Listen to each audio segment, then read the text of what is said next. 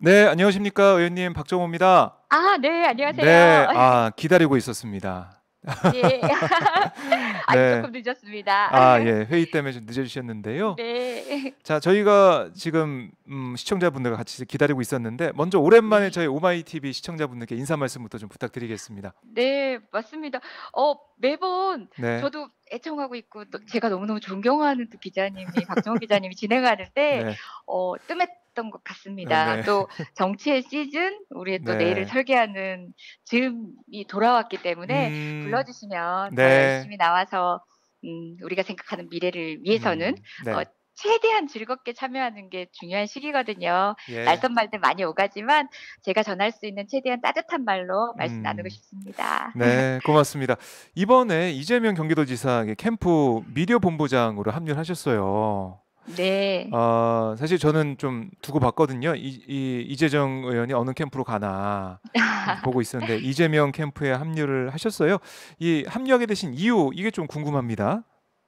네. 뭐 저희 당에 다 훌륭하신 후보님들이고 뭐 뻔한 얘기처럼 네. 들리실지 모르겠지만 사실 저는 뭐 장단점이 다 있는 사람들 그리고 또 캠프의 아, 특성들이 있겠지만 예. 제가 주목했던 건 개혁? 개혁이라는 거는 '이런 방식으로 개혁하겠다.'라는 말보다는 네. 실제 어려운 난관을 만났을 때 우선순위를 어떻게 하고 음, 어떻게 관철시키고 그것들을 집행하는지 등등에 음, 대한 어 것이 사실은 우리 당내의 여러 주자들의 차이가 있다고 생각하거든요. 의원들도 아, 마찬가지고요. 네. 그런 차원에서 저도 사실 개인적으로는 많이 알고 계셨던 분은 교류가 많았던 편은 아닌데 음, 이재명 경기도지사, 성남시장 할 때의 그런 집행력들 네. 그리고 그것들이 시민한테 공감 얻는 그런 모습들에 많은 관심을 음, 갖고 있었던 터였고요. 함께 또 네. 논의를 하던 우리 다른 젊은 의원들하고 음. 고민들을 쪼금 같이 모았어요.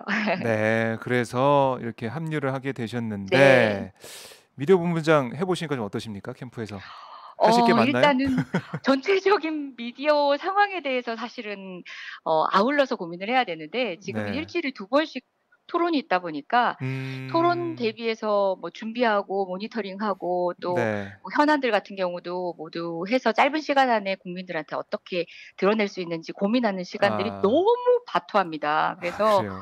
정신이 없어요. 네. 토론이 계속 진짜 주마다 두 번 잡혀 네. 있으니까 이런 걸 네. 대비하고 준비하고 이런 데 정신이 없는 그런 네네. 상황이신데 저보다 더 모범생들이 해야 되는데 네. 아무튼 제가 뭐 열심히는 해 보고 있습니다. 아니 저번에 그 TV 토론 과정에서 뭐 다른 네. 후보의 뭐 토론 태도에 대해서 지적하기도 하셨고 뭐 네네. 그런 모습 이게 좀 저희가 좀 보고 있는데요. 네네. TV 토론이 전체에 대해서 뭐 어떤 걸 좀 보완해야 될지 아니면은 좀 후보들 간에 어떤 걸 좀 이건 좀 이 보완하고 좀 가야 될지 어떻게 보고 계십니까? 네. 사실 뭐 제가 캠프에 합류를 늦게 했기 때문에 그런지 몰라도 쪼끔은 저는 객관적인 음. 상황에서 좀 보여지는 편인데요. 네.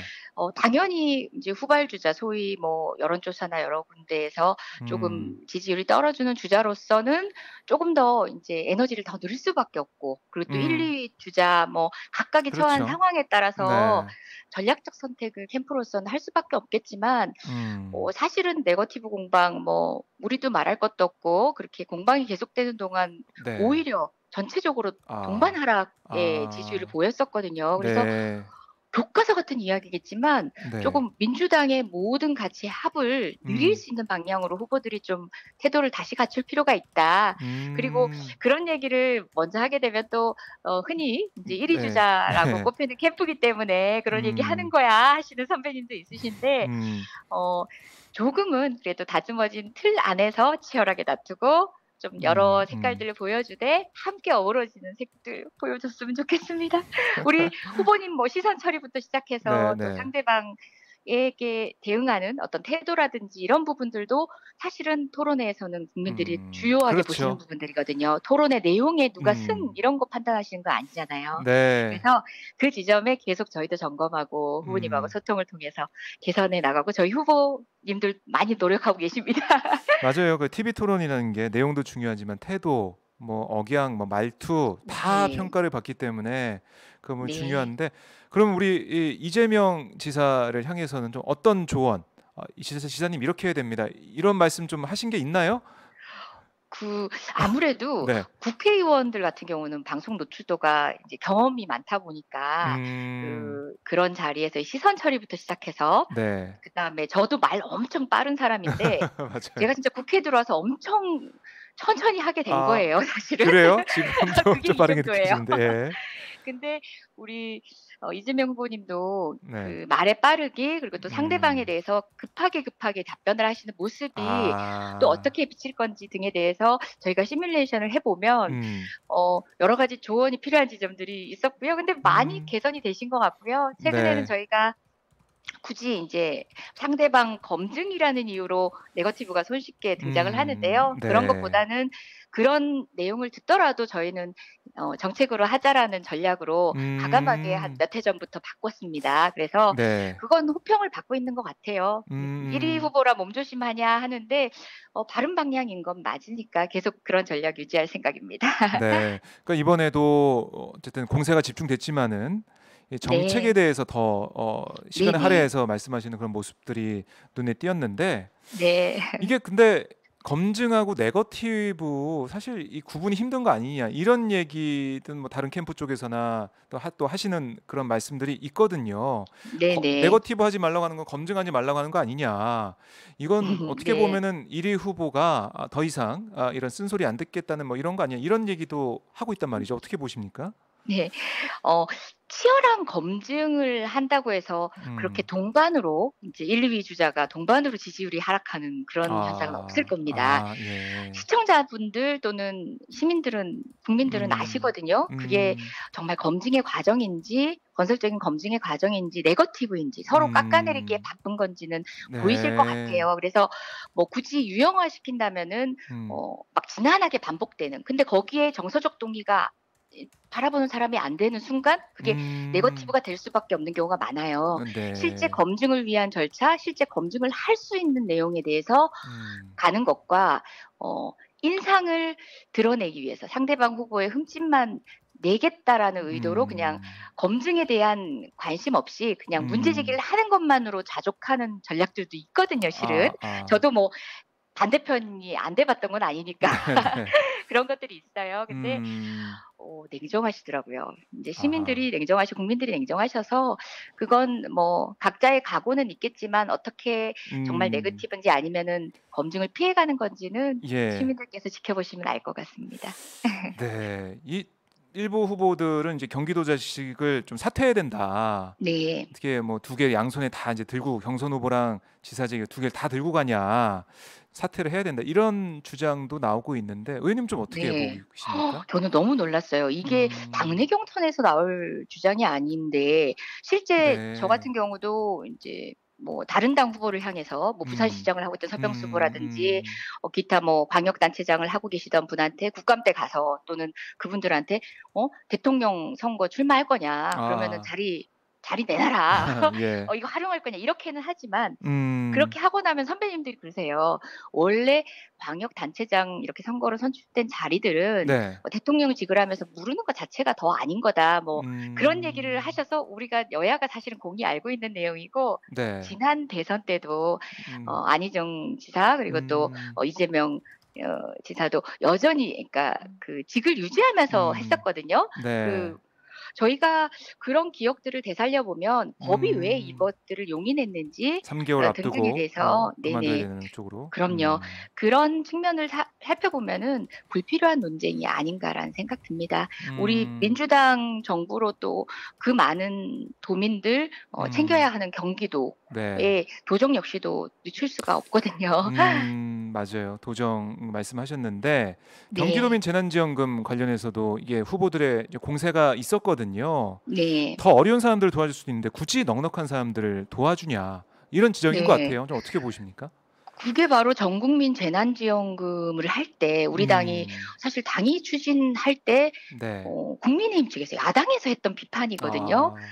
아. 어 무상급식을 할 때 음. 오세훈이 맞서면서 했던 비판이거든요. 이제 그런 음. 논리가 과연 온당하냐. 우리가 음. 복지 정책만큼은 이제 보편적 복지와 선별적 복지의 각 영역에 장단점이 있고 그걸 네. 적절히 활용합니다. 하지만 어. 보편적 복지라는 것이 실제 2012년도 대선에서 내세웠던 우리 당이 내세웠던 개념이기도 하고요. 음. 보편적 복지 안에 또 핀셋으로 선별적 그리고 두터운 지원을 하는 것이 우리 당의 원래 굉장히 오래된 기조인데 네. 새삼 이런 논쟁이 그것도 전 좀 아쉽습니다. 그리고 재난지원금은 복지 정책이라기보다는 경제 음. 정책적 요소도 갖고 있는 부분이기 때문에 네. 뭐 좀 다층적 측면에서 또 음. 이해하시면 좋겠고 또 국민적 호응도 굉장히 높았거든요. 네. 네. 알겠습니다. 자, 뭐 이 정도로 이 당내 상황 좀 들어보고요. 네. 언론중재법이 어제 상임위를 네. 통과했어요. 어제 네네. 보니까 국민의힘 의원들이 피켓 들고 고성을 지르는 그런 음. 모습도 제가 볼 수가 있었는데 이 국민의힘은 그렇게 얘기합니다. "언론의 자유를 침해한다. 자유민주주의 싫어하는데 심각한 저해 요소가 될 것이다. 예, 뭐 위헌 요소가 있다." 뭐 여러 가지 비판하고 있는데요. 어떻게 보고 계십니까, 의원님은? 네. 제가 언론사나 기자들을 꽤 굵직굵직한 사건들을 많이 변호했고 심지어 네네. 진보 언론만이 아니라 인제 보수 언론지 음. 심지어 우리 당 의원님들이나 정치인들이 문제 제기를 한 내용에 대해서 보수 네. 언론을 변호하기도 했던 변호사인데요. 예. 그 누구보다 표현의 자유라는 측면에서는 음. 굉장히 관심도 많고 여러 측면에서 누구보다 좀 어쨌든 애정도는 물론이고 음. 실전 경험에서 인제 전문가라는 이야기를 감히 붙여 볼 수 있는 의원 네. 중에 한 명이라고 생각하는데요. 네. 어 그렇게 생각해 보시면 어떨까요? 이게 가짜 뉴스에 대한 징벌적 손해배상이다가 아니라 음. 지금도 이런 어 거짓 정보가 바탕으로 돼서 타인의 명예를 훼손하고 손해를 네. 입혔을 때는 지금도 손해배상을 해야 됩니다. 다만 음. 우리나라의 위자료 하면은 네. 사람들 안 무서워해요. 우리나라의 위자료가 음. 턱없이 낮습니다. 그 아. 기준 전체를 정비해야 된다는 얘기는 오래전부터 있어 왔고요. 예. 특히 지금 뭐 징벌적 손해배상 제도가 몇몇 부문별 법조문 음. 안에 들어오는데 그 네. 우선순위로 들어오는 과정 안에 저항들이 굉장히 많았죠. 그러니까 아하. 기업과 관련해서도 그렇고 저항들이 많았는데 네. 근원적으로는 이런 손해배상의 위자료 체계를 지금보다 음. 정말 혁명적으로 올리는 것 자체가 궁극적 목표여야 된다고 보고요. 음. 특히 징벌적 손해배상 제도라는 것 자체가 우리나라 같이 네. 인제 뭐 사실상 행정 규제로서 엄격하게 모든 것을 다루고 있지 못하는 음. 공백을 메꿀 때는 징벌적 손해배상 그러니까 두 가지 법 체계가 있어요. 행정 네. 규제가 높으냐 아니면 네. 사후적 조치가 높으냐인데 미국 음. 같은 경우는 징벌적 손해배상제로 인제 쪼금 균형을 갖추고 있고 유럽 음. 같은 경우는 행정 규제를 통해서 하고 있거든요. 네. 그 가운데서 우리가 조금씩 인제 그간 너무 허술했던 지점들을 보수해 가는 과정이라고 보시면 될 것 같아요. 유독 음. 언론을 타깃으로 했다고만 보실 필요가 없는 부분입니다. 네. 그렇게 징벌적 손해배상 쪽으로 봐야 된다 이런 네네. 말씀이신데요. 자, 뭐 이게 다음 주에 아마 본회의를 통과하게 될 텐데 그 이후의 상황 또 네. 지켜보도록 하고 네네. 의원님 오늘은 저희가 짧게 이렇게 말씀을 좀 네. 들어보고요. 다음에 네. 또 자주 여쭤보겠습니다. 네. 고맙습니다. 네, 고맙습니다. 말씀 잘 들었습니다. 네. 네.